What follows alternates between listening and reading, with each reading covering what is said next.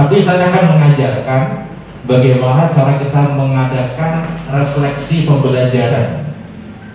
Kita anggap yang sedang nanti saya tayangkan videonya, kita anggap video yang saya tayangkan itu adalah Bapak Guru yang sedang mengajar dan Bapak Ibu semua sebagai muridnya. Nah, nanti roh dari Bapak Guru yang mengajar itu saya gantikan gitu. Jadi nanti saya minta Bapak Ibu semuanya mengamati video yang akan saya tayangkan. Kemudian seandainya Bapak sebagai murid dengan guru yang seperti itu, kesannya seperti apa? Nanti ada namanya lembar refleksi, ya. Masing-masing peserta nanti menuliskan refleksi, mempraktekkan bagaimana kita merefleksi suatu pembelajaran. Nah, pengertiannya dulu deh. Ya, pengertian dari refleksi itu adalah aktivitas yang dilakukan agar memberi manfaat dalam diri maupun sesuatu, bisa sistem, metode, teknik, dan lain-lain, agar menjadi lebih baik. Jadi kita melakukan kegiatan pembelajaran dulu, baru kita nanti mengadakan refleksi. Kalau Bapak Ibu ingat, biasanya ini berada di akhir RPP Bapak Ibu yang susun, ya. Itu ada yang namanya refleksi. Atau bisa juga diartikan aktivitas refleksi itu sendiri bukan hanya pada pembelajaran, namun dalam kehidupan sehari-hari pun juga bisa kita lakukan. Jadi kita sudah melakukan apa? Misalkan pagi-pagi kita melakukan senam pagi nih. Ya, kalau saya pagi-pagi bulu tangkis gitu ya. Waktu yang kita pakai selama misalkan 1 jam senam pagi itu. Nah, efek dari kegiatan senam pagi 1 jam itu apa nih yang dirasakan? Apakah terlalu capek, atau kurang waktunya, atau besoknya itu malah sakit karena kelamaan. Nah, ini kita adakan evaluasi dengan langkah refleksi ini. Jadi feedback, melihat kembali ke hal yang tadi kita lakukan. Kemudian kita akan melakukan namanya perbaikan. Itu inti dari refleksi, kegiatan refleksi. Nah, manfaatnya adalah pertama untuk memahami dan mengetahui maksud dari apa yang kita pelajari atau yang telah dipelajari. Jadi kalau ini kita bisa melakukan refleksi, Bapak Ibu ya, nanti murid-murid nggak akan nanya lagi belajar itu untuk apa sih Bapak Ibu. Nah, jadi karena dia belum tahu maksudnya apa yang dipelajari itu. Makanya adanya refleksi ini sama-sama nanti dengan murid, mungkin sekitar 5 atau 7 menit lah gitu. Kita ajak diskusi bareng sebelum pembelajaran kita tutup. Kemudian bisa mengerti apa yang dilakukan, yang sudah dilakukan murid itu apa bagi guru kita ya. Kita juga bisa melihat tadi apa yang bisa dilakukan dengan murid. Apakah KD-nya tercapai, tujuan pembelajarannya sudah tercapai apa belum? Itu bisa dilihat dari refleksi ini. Kemudian paham apa yang harus dilakukan selanjutnya, tindak lanjut ya, RTL, rencana tindak lanjut. Jadi RTL itu setelah kita melakukan refleksi. Contohnya, hari ini saya mengajar waktunya 40 menit di kelas. Kemudian karena terlalu banyak soal yang dibahas, akhirnya KD yang harusnya saya membahas 2 KD, ini 1 KD baru yang terbahas, 1 KD-nya belum. Berarti untuk pertemuan berikutnya KD yang tadi belum terbahas akan dirangkap untuk pertemuan yang akan datang. Itu namanya mengerti apa yang harus kita lakukan selanjutnya. Kemudian mengerti budaya belajar yang ada di kelas. Nah, pada saat kita mengajar itu jangan hanya satu arah, kita dengan papan tulis atau kita dengan layar, tetapi harus ada interaksi ya, 3 arah, layar, kita dengan murid.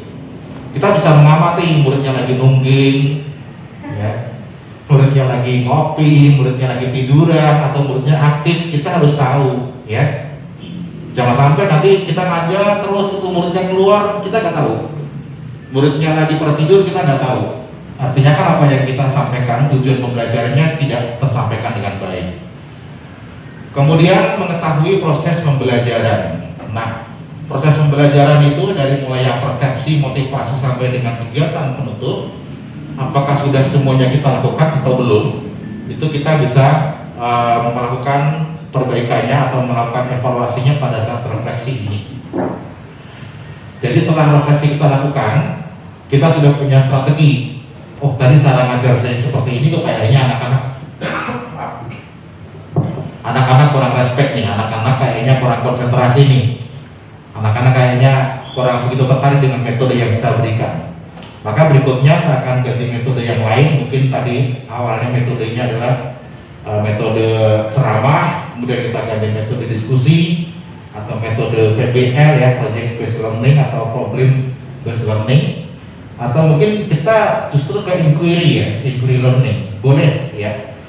Bahkan dalam satu tatap muka, kalau memang kita lihat sepertiga pertemuan pertama ini ternyata hasilnya kurang maksimal atau kelihatan anaknya nggak tertarik, kita langsung ganti metode. Awalnya misalkan kita pakai metode ceramah, kok kayaknya anak-anak ngantuk nih. Nah, langsung kita ganti dengan metode yang lain, mungkin diskusi atau metode inquiry, boleh ya, itu boleh saja. Jadi pergantian metode tidak harus menunggu pertemuan selesai baru pertemuan berikutnya, enggak. Tetapi kalau guru sudah bisa mengetahui atau bisa mengevaluasi pada saat pertemuan dan sedang berlangsung, bisa langsung kita ganti dengan model pembelajaran yang lain. Kemudian tujuannya apa? Tujuan refleksi. Tadi manfaat, sekarang tujuan. Yaitu untuk menilai bagaimana respon siswa dalam pembelajaran atau penyampaian sebuah materi. Jadi yang terpenting intinya di sini kita akan mengetahui respon siswanya seperti apa. Ngantukkah, tertarikkah, bosan, atau justru tinggal ngobrol sendiri nih. Artinya kalau begitu kan yang kita sampaikan itu nggak nyampe kepada tujuan pembelajaran, nggak tercapai dengan baik gitu. Kemudian mengetahui minat siswa pada sebuah pembelajaran ya, sama halnya itu ya. Jadi kalau nggak minat biasanya ya sudah, mereka bisa sendiri, main sendiri, ngobrol sendiri dan sebagainya. Yang ketiga, agar guru bisa memahami apa saja kelemahan dan kekurangan dari sebuah pembelajaran yang telah dipresentasikan di kelas. Jadi tadi saya sampaikan, misalkan saya awalnya presentasinya seperti ini nih, tulisan semua gitu. Kok kayaknya anak-anak ada yang selonjong lah, ada yang kepalanya taruh meja lah, ada yang ngorok dan sebagainya. Berarti presentasi saya nggak bagus nih. Besok mungkin saya ganti dengan ada beberapa gambar atau video. Nah, itu inovasi kita yang melakukan kita sendiri. Kemudian memahami akurasi sebuah model pendekatan, strategi, taktik, dan metode pembelajaran yang diimplementasikan. Ya, jadi tadi saya sampaikan awalnya mungkin kita metodenya metode ceramah, kemudian kok kurang menarik nih, langsung kita mencari metode yang lain yang sekiranya cocok pada saat kondisi saat itu. Jadi nggak selalu misalkan hari ini kita menggunakan metode inquiry learning, besok juga pakai itu, tetap cocok dengan materi, enggak juga, ya, enggak juga. Kalau materinya misalkan tentang pesanan kuadrat, nggak mungkin bisa kita terapkan dengan metodenya dengan materi misalkan kita ngajar peluang, itu beda, ya. Kemudian yang terakhir adalah memahami apa saja keperluan dan kemauan dari siswa secara detail. Ini berfungsi agar guru bisa membuat pembelajaran yang lebih efektif dan pada kesempatan berikutnya. Ya. Jadi kita mendapatkan feedback dari siswa kita, misalnya gini, anak-anak tadi pada saat kita belajar, saya lihat kok kalian kayaknya kurang tertarik, kira-kira ada apa ya? Apakah suara bapak kurang kenceng, atau terlalu keras, atau pelajarannya ini kurang menarik, atau cara penyampaian bapak yang kurang menarik dan sebagainya. Ini nanti anak-anak akan memberikan feedback buat kita. Ya, iya pak, ini pelajarannya kayaknya terlalu monoton, penyampaiannya dengan metode ceramah.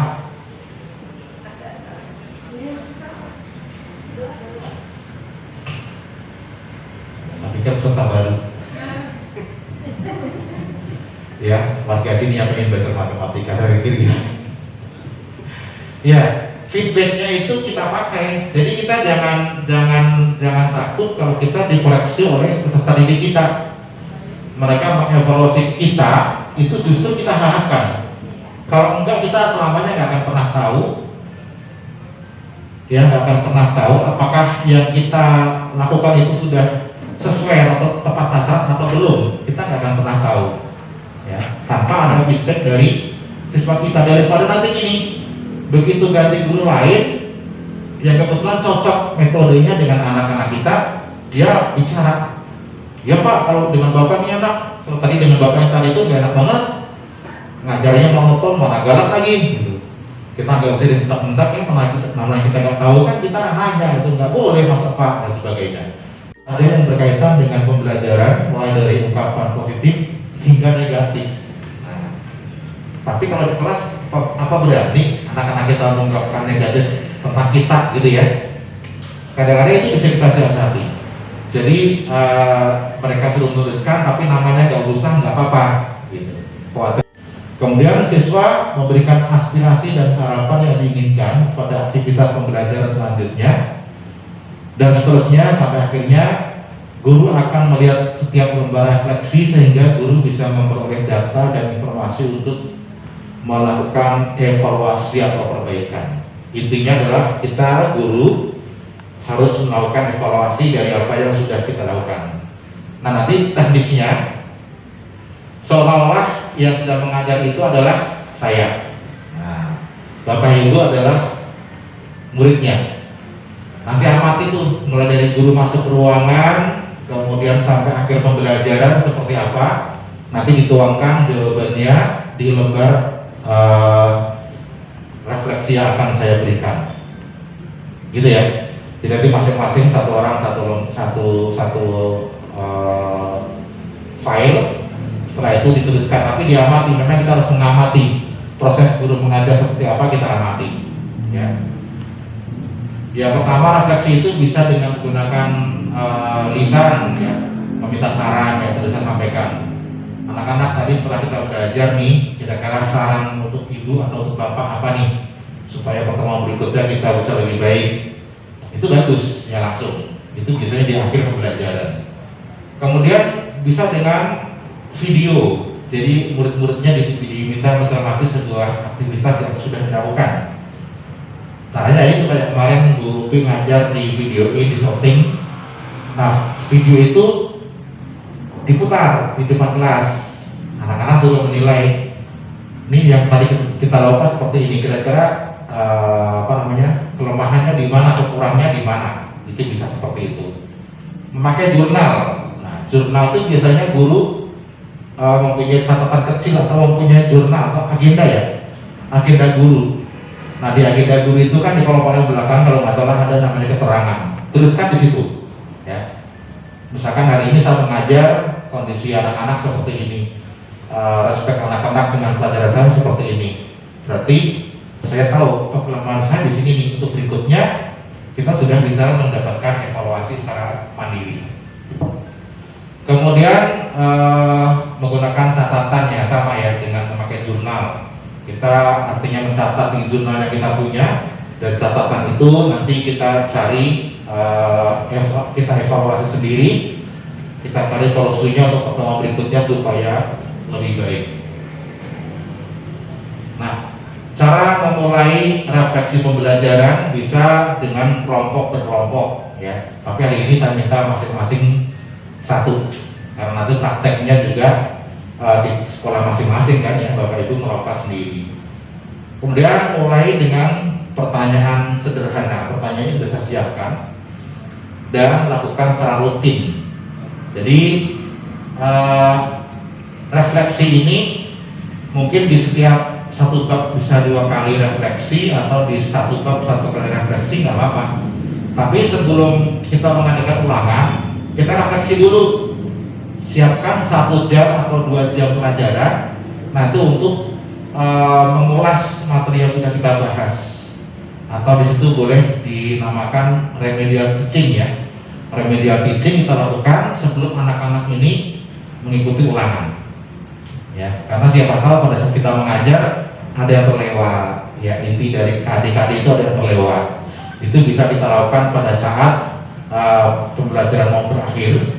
Artinya misalkan 10 pertemuan, maka pertemuan ke-8 ini kita sudah mengetahui apa saja, atau pertemuan ke-9 ya, sudah mengetahui apa saja yang harus kita lakukan. Nah, kemudian pertemuan berikutnya kita adakan remedial teaching, kita sendiri yang melakukan. Itu membahas materi yang sudah, supaya anak juga semakin paham, dan yang terlewat bisa kita berikan pada saat itu. Baru kita mengadakan penilaian harian. Kira-kira seperti itu.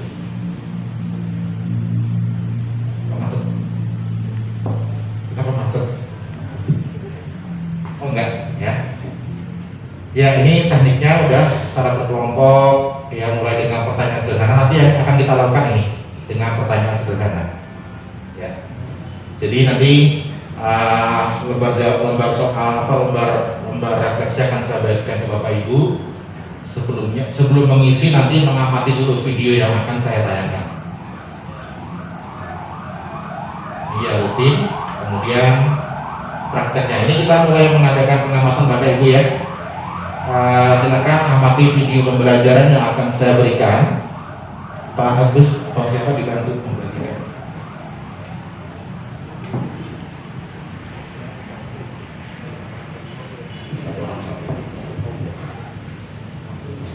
Jadi lembar refleksinya saya berikan ke Bapak Ibu.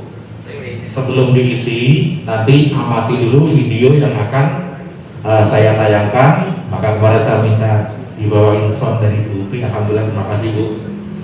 Karena video yang akan kita tayangkan kalau nggak pakai sound ini nggak jelas gitu. Ya, silakan perhatikan tayangan video yang ada di PPT saya.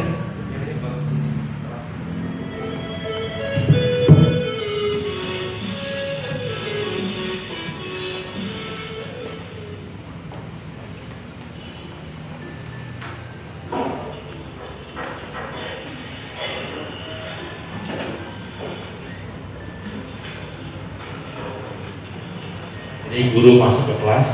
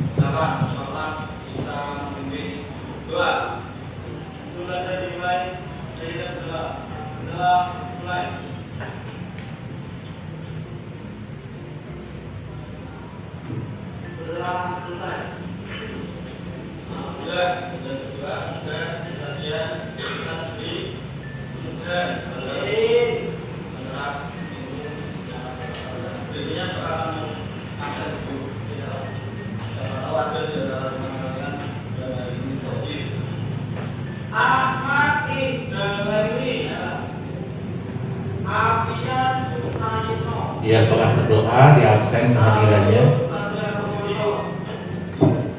Ini kayaknya di Jawa nih. Oh, semua namanya.